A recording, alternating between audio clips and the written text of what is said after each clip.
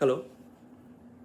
किसी ने मुझसे पूछा है कि और मुझे ना उन ये जो टॉपिक है मतलब जो सवाल था मुझे बहुत अच्छा लगा कि ये जो सवाल है ये सबको जानना ज़रूरी है कि वो ना एक ईवी लेना चाहते हैं, इलेक्ट्रिक स्कूटर लेना चाह रहे हैं, लेकिन वो ना थोड़ा सा मतलब कंफ्यूज्ड है कि कौन से ब्रांड का स्कूटर ले, और उनका जो बजट है मैक्स टू मैक्स 50,000 उसके उसके अंदर उसको लेना है। तो उन्होंने मुझे बोला कि कौन सा ब्रांड लेना सही रहेगा इस बजट के अंदर, क्योंकि वो कुछ ब्रांड्स के बारे में बोला भी है मुझे। वो है कोमा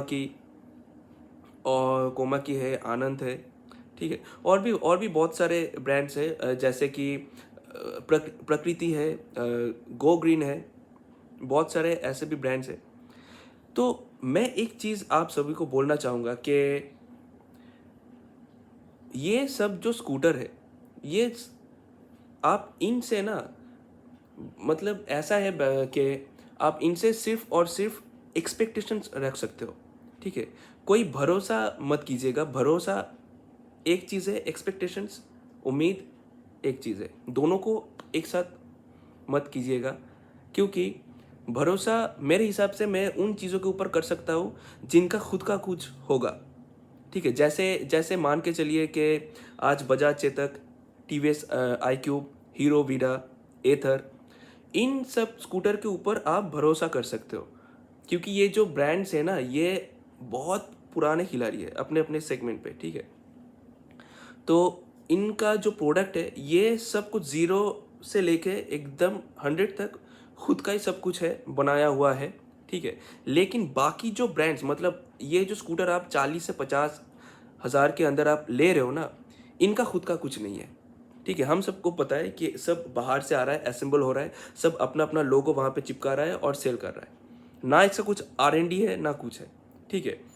तो यहाँ पे आप सिर्फ और सिर्फ एक्सपेक्टेशंस रख सकते हो कि हाँ, अगर मैं ये स्कूटर ले रहा हूँ, ठीक है, मतलब ठीक है, मुझे भरोसा है, या फिर मैं एक्सपेक्ट कर सकता हूँ इस शोरूम के ऊपर या फिर इस शोरूम के ओनर के ऊपर कि मुझे आफ्टर सेल सपोर्ट मिलेगा।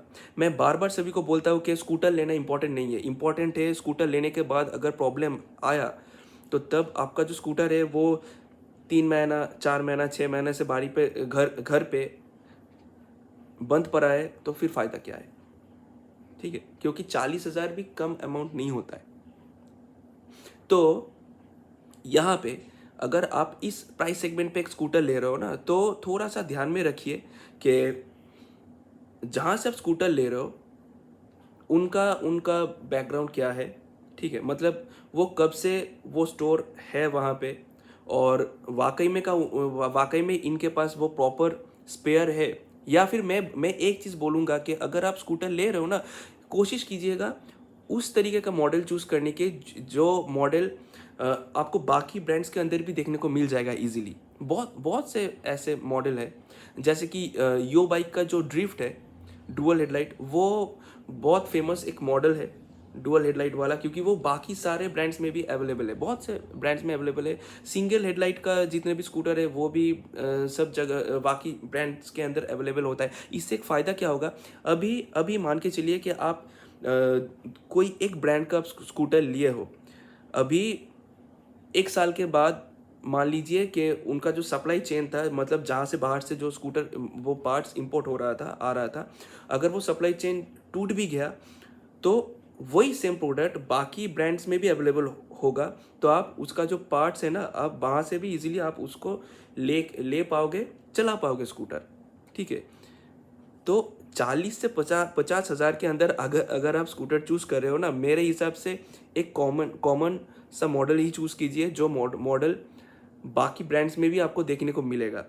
क्योंकि बस स्टिकर अलग अलग होता है, बाकी प्रोडक्ट तो सब सेम ही होता है। कुछ कुछ भी मतलब मेजर चेंजेस आपको देखने को नहीं मिलेगा, सब सेम टू सेम ही होता है, ठीक है। अब आप बात को मानिए, मेरी बात को मानिए, और बस स्कूटर जब लेने के लिए जा रहे हो ना, बस थोड़ा सा ख्याल रखिए कि जो स्टोर है आपके घर के कितने नज़दीक है, क्योंकि आफ्टर सेल सपोर्ट ज़रूरी है। ऐसा मत कीजिए कि अगर कोई स्टोर आपके घर से 30-40 किलोमीटर दूर है तो मेरे हिसाब से बोलूँगा आप मत लीजिए। अगर आपके घर के नज़दीक कोई स्टोर है आप उसी से स्कूटर लीजिए। और एक चीज़, सेम मॉडल का ही स्कूटर लीजिए जो मॉडल बाकी ब्रांड्स में भी अवेलेबल होगा। उससे जो मैं बोला पहले के आपको इजीली सपोर्ट मिल जाएगा। अगर जहाँ से आप स्कूटर खरीदे हो अगर वहाँ पे कोई पार्ट्स अवेलेबल नहीं है तो आप दूसरे स्टोर से जाके भी उस मॉडल का पार्ट्स इजीली ले सकते हो। इस चीज़ का ध्यान रखिए। बाकी इस सेगमेंट पे इस सब ब्रांड से ना आप सिर्फ एक्सपेक्टेशंस ही रख सकते हो।